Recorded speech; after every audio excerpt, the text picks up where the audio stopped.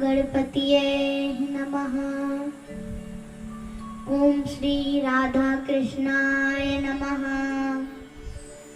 वरहापीडमनटवरवपुः कर्णियः कर्णिकारं बिभ्रद्वासः कनककपीशं वैजयन्ती च मालां रध्रान् वेणोरधसुधिया पूरयन् गोपुरन्दैर् वृन्दारम्यमशपदरमणं प्राविशद्गीतकीर्तिः सच्चिदानन्दरूपाय विश्वोत्पत्त्यादिहेतवे तापत्रय विनाशाय श्रीकृष्णाय वयं नमः। श्रीकृष्णाय वयं नमः। आइए आज हम सब भक्त प्रहलाद और भगवान नरसिंह अवतार की कथा का श्रवण पान करते हैं।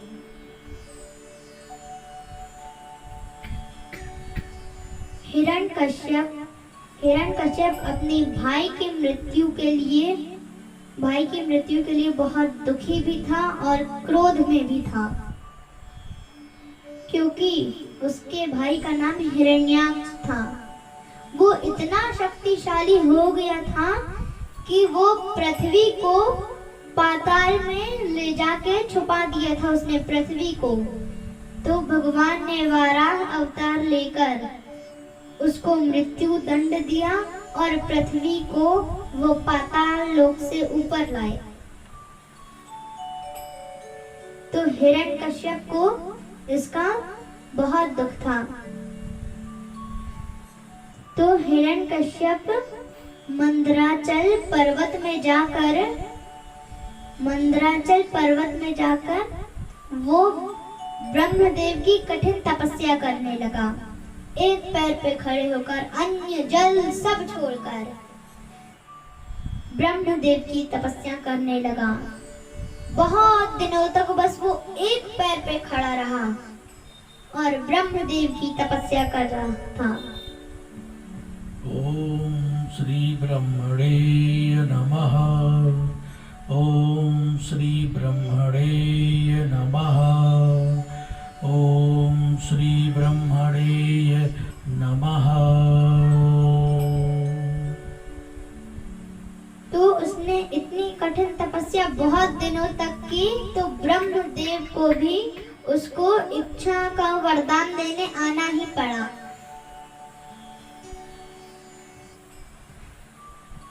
तो ब्रह्मदेव जी उसे दर्शन देने आते हैं और कहते हैं कि तुम मांगो, तुम्हें क्या चाहिए।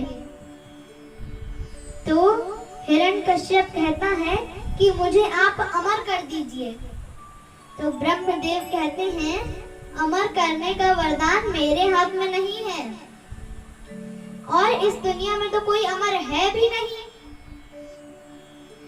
और अगर किसी को अमर करना भी रहता है तो वो बस भगवान विष्णु के हाथ में है, वो ही अमर कर सकते हैं। तुम कुछ और मांग लो। तो हिरण्यकश्यप कहता है कि ठीक है, आपने मेरा ये वरदान पूरा नहीं किया, इसलिए मैं आपसे जितने वरदान मांगूंगा आपको उतने ही पूरे करने पड़ेंगे। तो ब्रह्मदेव कहते हैं ठीक है, मांगो, क्या चाहिए। तो वो कहता है ना मैं दिन में मरूं, ना मैं रात में मरूं, ना मैं अस्त्र से मरूं, ना मैं शस्त्र से मरूं। आपके बनाए हुए 12 महीने में मैं किसी भी महीने में ना मरूं। ना मैं धरती पे मरूं, ना मैं आकाश पे मरूं, ना मैं घर के अंदर मरूं, ना मैं घर के बाहर मरूं। आपकी बनाई हुई चीज से मैं किसी में भी ना मरूं। ना मैं नर से मरूं, ना मैं पशु से मरूं।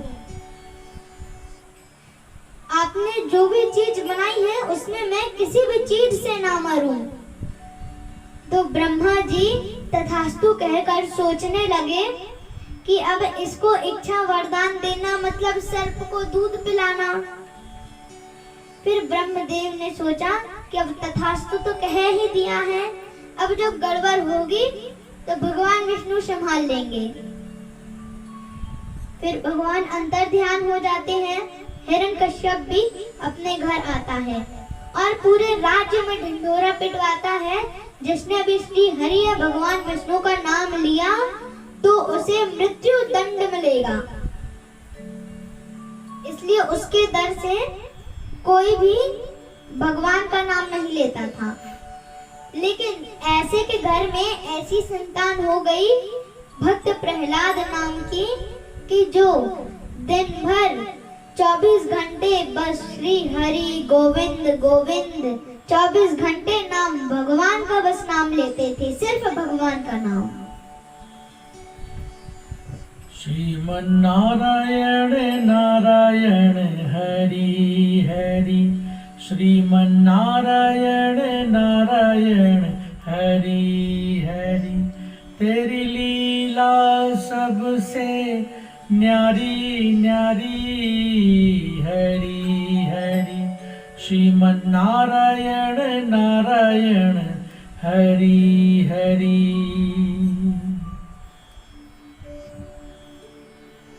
तो हिरण्यकश्यप कहता है मुझे नहीं चाहिए ऐसी संतान, जाके पर्वत से फेंक दो। पर्वत से फेंकते हैं, भगवान विष्णु नीचे से अपने हाथों में रोक लेते हैं, खोलते हुए तेल में डालते हैं तो भी उनको कुछ नहीं होता। खोलते हुए तेल में डालते हैं, हर प्रकार से मारने की कोशिश करते हैं, लेकिन फिर भी कुछ नहीं होता। फिर हिरण्यकश्यप अपनी बहन होलिका को बुलाता है, क्योंकि उसको ब्रह्मदेव का एक वरदान था। वरदान में उसको एक चुनरी मिली थी और ब्रह्मदेव ने उस चुनरी को देते हुए कहा था कि जब तक ये चुनरी तुम्हारे पास है तब तक अग्नि तुम्हें नहीं जला पाएगी। तो होलिका आती है और होलिका कहती है कि भाई तुम चिंता मत करो, मैं प्रहलाद को अपनी गोद में लेकर लकड़ियों के ढेर में बैठ जाऊंगी और तुम उस लकड़ियों के ढेर में आग लगा देना। ऐसा ही होता है।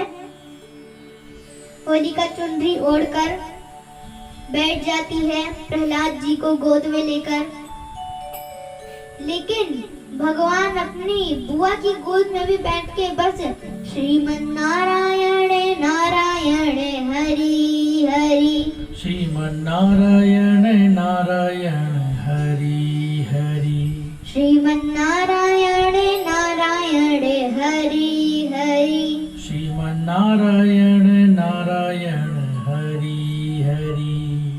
बस श्रीमन्नारायण नारायण हरि हरि का जाप करते रहते हैं। आग लगाई जाती है लकड़ियों के ढेर पर, तो एक जोर से हवा का झोंका आता है और उस हवा के झोंके में होलिका की चुनरी उड़ जाती है और फिर होलिका धू धू करके जलने लगती है। तो होलिका कहती है कि ब्रह्मदेव आपका वरदान झूठा था क्या? तो आकाशवाणी होती है और ब्रह्मदेव कहते हैं कि मेरा वरदान झूठा नहीं था, तुमने भक्त प्रहलाद को मारने की कोशिश की थी, इसलिए मेरा ये वरदान तुम्हारे काम नहीं आता। अगर तुम किसी आग घिरे हुए व्यक्ति की रक्षा करती तो मेरा ये वरदान जरूर काम आता तुम्हारे, लेकिन तुमने भक्त प्रहलाद को मारने की चेष्टा की थी, इसलिए मेरा ये वरदान नहीं तुम्हारे काम आया। बोलिए बांके बिहारी लाल की जय। इसलिए तुम अभी अग्नि में स्वाहा हो रही हो। तो फिर होलिका जल के राख हो जाती है, लेकिन प्रहलाद जी को एक खरोंच भी नहीं आती है।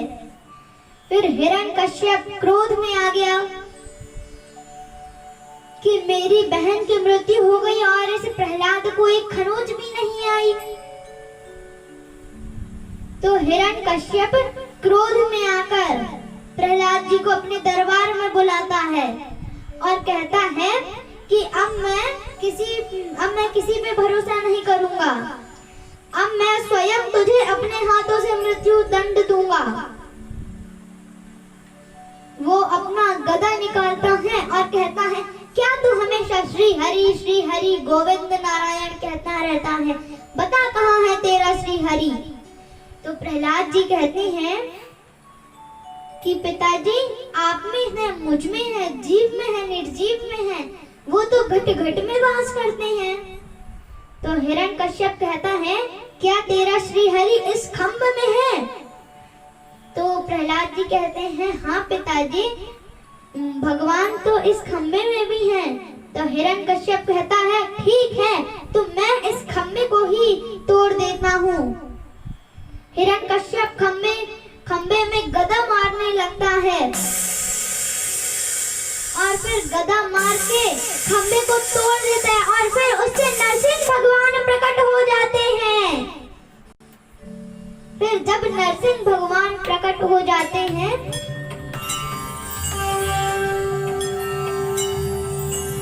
नरसिंह भगवान प्रकट हो जाते हैं और फिर प्रकट होके बहुत देर तक उनकी लड़ाई चलती रहती है। बोलिए नरसिंह भगवान की जय। फिर बहुत देर तक हिरण्यकश्यप और भगवान नरसिंह का युद्ध चलता रहता है। फिर आखिर में भगवान बहुत क्रोध में थे क्योंकि उनके भक्त को वो बार बार तकलीफ पहुंचा रहा था। तो फिर उसको अपनी गोद में लिटा लिया और फिर कहा कि तुझे मृत्यु से पहले कोई शंका ना हो, इसलिए मैं तुझे बता देता हूँ कि ना मैं तुझे दिन में मार रहा हूँ ना मैं तुझे रात को मार रहा हूँ, मैं तुझे शाम के समय मार रहा हूँ, ना मैं तुझे घर के अंदर मार रहा हूँ ना मैं तुझे घर के बाहर मार रहा हूँ, मैं तुझे घर की दहलीज पर मार रहा हूँ, ना मैं तुझे अस्त्र से मार रहा हूँ ना मैं तुझे शस्त्र से मार रहा हूँ, मैं तुझे अपने हाथ के नख से मार रहा हूँ, ना मैं ब्रह्मा देव की बनाई हुई सृष्टि में नहीं आता, मैं तो खुद ही ब्रह्मा को बनाता हूँ, मैं ना नर हूँ ना मैं पशु हूँ और मैं तुझे 12 महीने में नहीं, ये तेरे लिए स्पेशल महीना 13वां महीना पुरुषोत्तम का महीना कहलाता है, मैं तुझे उस महीने में मार रहा हूँ। फिर भगवान उसको अपने लंबे लंबे नख से उसकी छाती चीर देते हैं और छाती चीरने के बाद हिरण्यकश्यप की मृत्यु हो जाती है।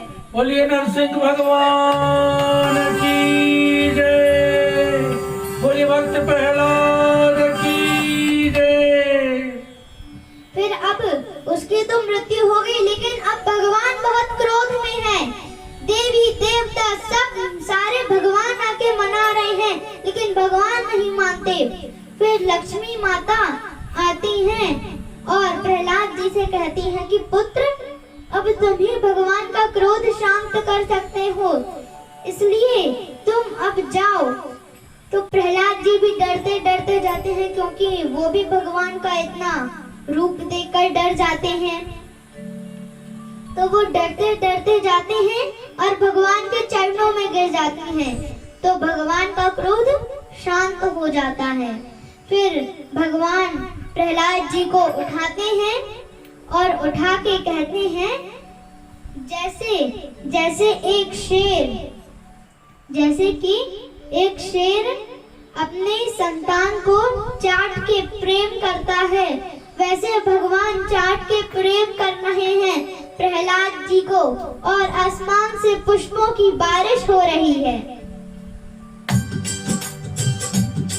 नारायण नारायण नारायण श्रीमन नारायण नारायण हरि हरि श्रीमन नारायण नारायण हरि हरि श्रीमन नारायण नारायण हरि हरि श्रीमन नारायण नारायण हरि हरि तेरी लीला सबसे नारी नरी हरि हरि श्रीमन नारायण नारायण